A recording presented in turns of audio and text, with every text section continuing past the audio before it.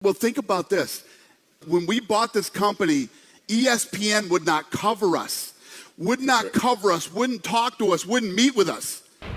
January 1st, we're on ESPN with one of the biggest deals they've ever cut in combat sports history. So it took 18 years. It took 18 years of, once something becomes so successful, yeah, they can't deny it. You just can't deny anymore.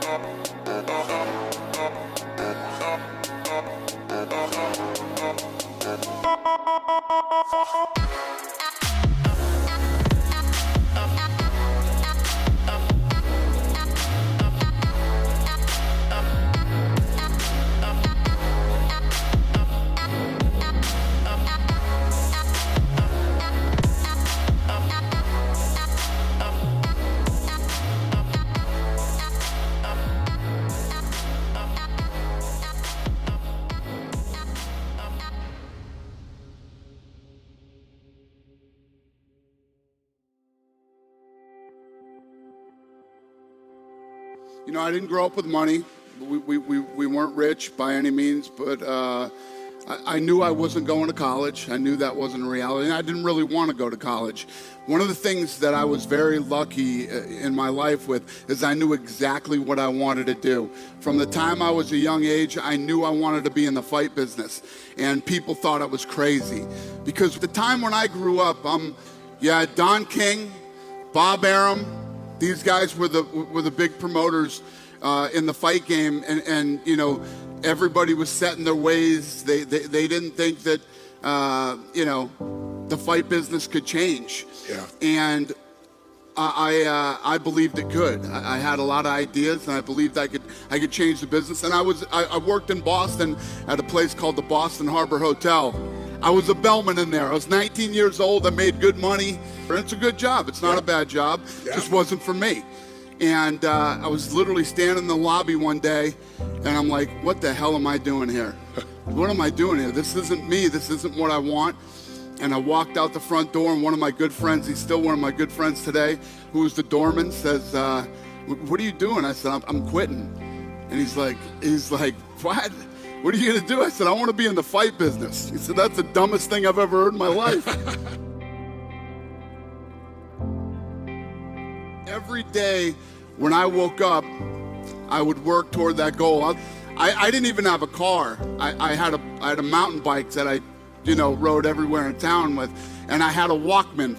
And I used to listen to Awaken the Giant Within, I swear to God, and Personal Power. I listened to both of those tapes. Awesome. Wow. And everything that was in there is absolutely true, makes sense, and applies to everybody's life. It really does.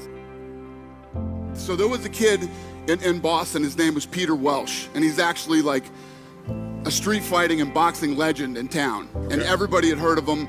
And I literally sought this guy out. I went to him and I said, I know this is crazy, you don't know me, but I want to work with you. You don't have to pay me. I want to learn everything that you can teach about the fight game. And I worked under this guy for like 3 years. Wow. I managed guys, everything you could possibly do in the fight business. You know how in martial arts you have a sensei? This guy was my sensei in the fight game. Yeah, and he took me under his wing, and so I worked hard for this guy. I learned everything, and so all the Boston guys will remember Whitey Bulger and other people too. Yes, of course. So Whitey Bulger had a guy who worked under him, and his name was Kevin Weeks. And I was actually teaching a boxing class at the club in town, and these guys walked right in the middle of my class, and they're like, "Hey, we need to talk to you." And I said, "I'm teaching a class here," and they're like, "We need to talk to you outside." I said, "I don't know who he was," so we walk outside, and he's like, "Yeah, you owe me money." I said, "I don't even know you. How do I owe you money?" He goes, "You don't know me?" And once he started talking like that, I was like, "Oh no, this is not good." So, yeah, they wanted $2,500 from me. I was doing business in town, and I didn't have it. I told him I don't have the money. He goes, "Well, you better come up with it." By when? Yeah. So. Did he give you a few days? Or no, I didn't, months went by.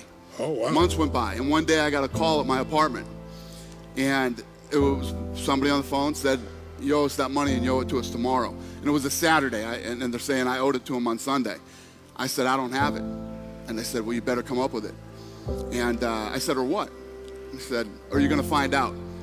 I literally hung up the phone, picked it back up and called Delta and got a one-way ticket to Vegas. I left my couch, my stereo, my TV, I left everything.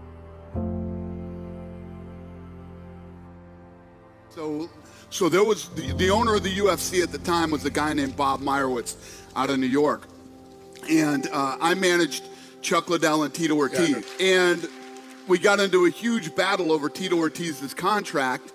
And through that, one day on the phone, it just all erupted, and he said, you know what, there is no more money. It's all over. This thing's in trouble. I don't even know if I have enough money to put on one more show. Wow. And I said, interesting. So we hung up. I called Frank and Lorenzo. They were, and who would become my partners, and they were in Florida at the time. They owned Station Casinos here in Las Vegas, local casino. And I said, the UFC's in trouble, and I think we should buy it. I think we could buy this thing. We started making some calls. A month later, we bought the UFC for $2 million. And this is how the old UFC fell apart. He said, what are you doing? You can't go put on fights that aren't regulated by the Athletic Commission. You can't just run around and put on unregulated fights.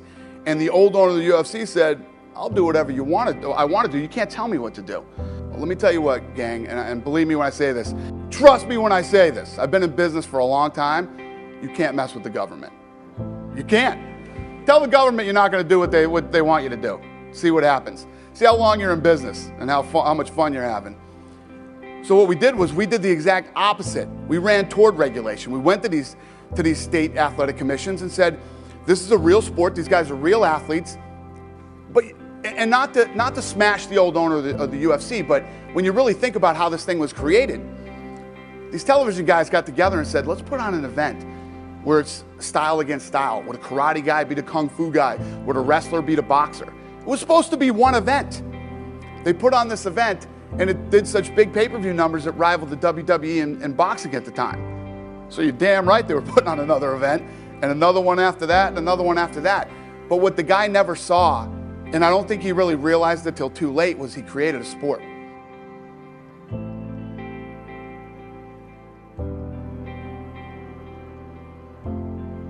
Lorenzo called me one day and said, I can't keep doing this, man. I can't keep burning all this cash, and I need you to get out there and find out what you could sell this thing for.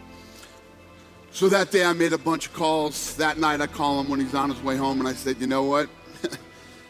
Maybe $6-7 million bucks. We're in almost 40. I think I could get 6 or 7 million. And he said, okay, I'll call you tomorrow. The first thing you think is, man, I just blew $40 million of my friend's money. And then the fact that you've put all this time and energy into it, and it just doesn't work. It didn't work the way that you thought it would. Yeah. Then he called me back the next day and said, fuck it. Let's keep going. So we bought it for $2 million. $2 million. And sold it for? $4.025 billion. You hear $4 billion, that sounds great, but the burn of almost $40 million was not fun, and it was painful.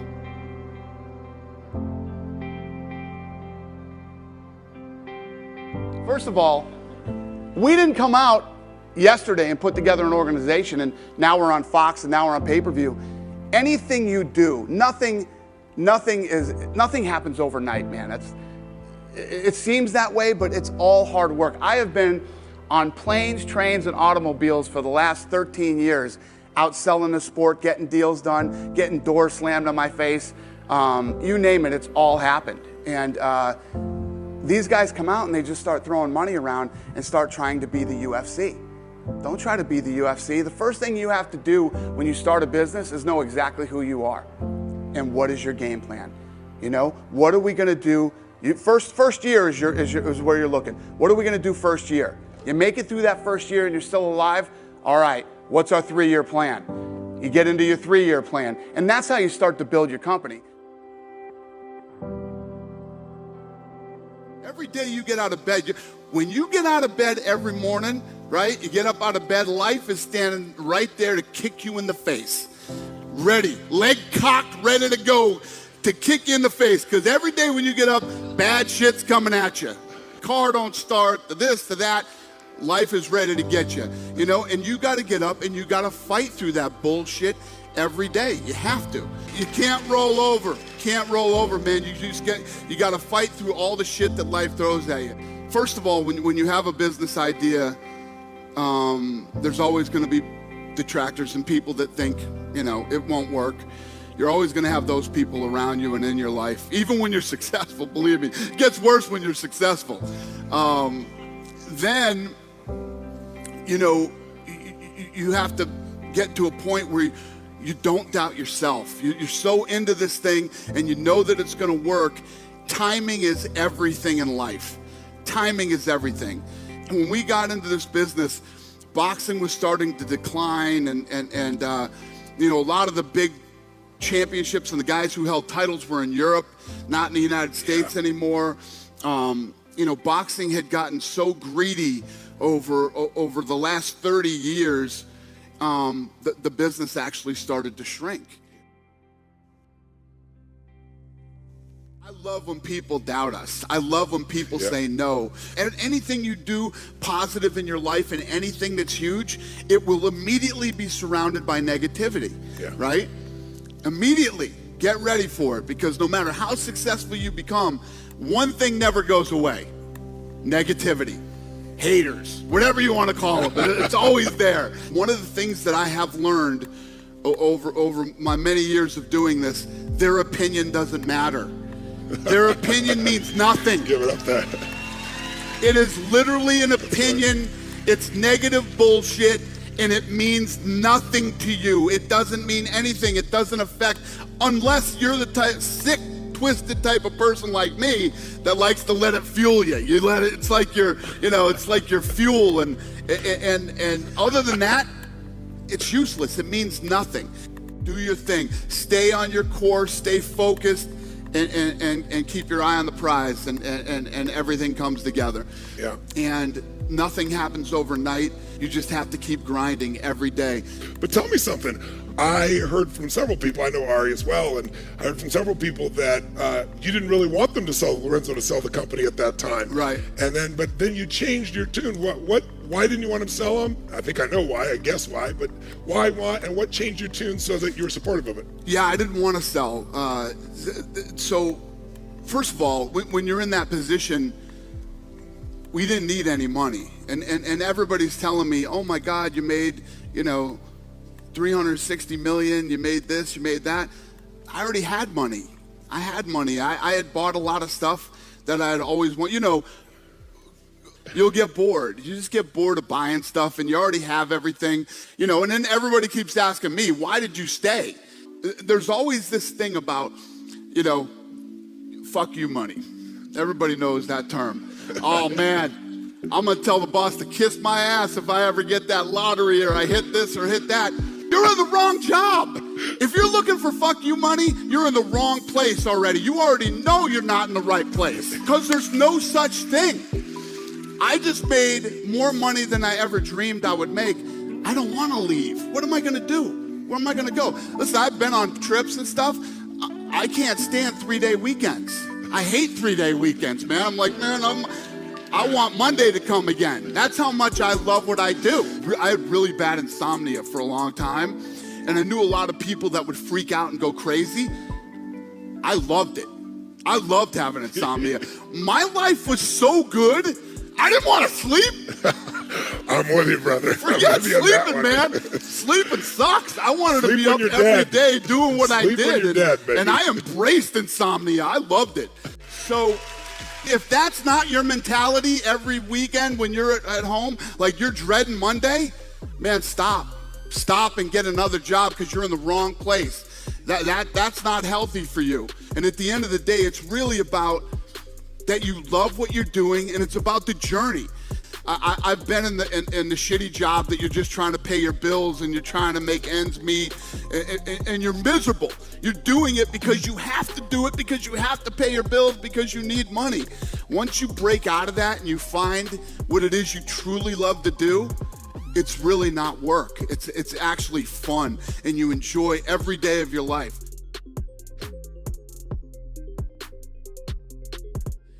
The thing is, what's the worst thing that can happen if you try?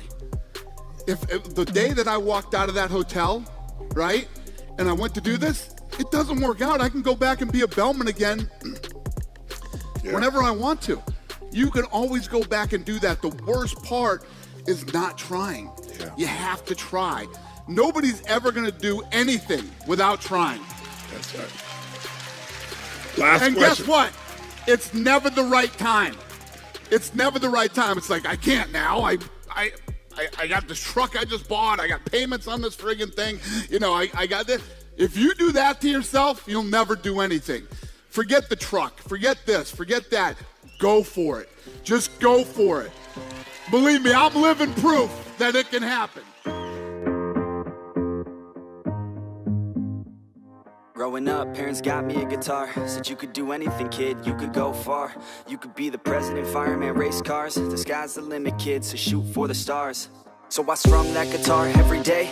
Found a passion for music, never went away. I joined a couple bands and played a few shows. Tried to impress the girl in the front row.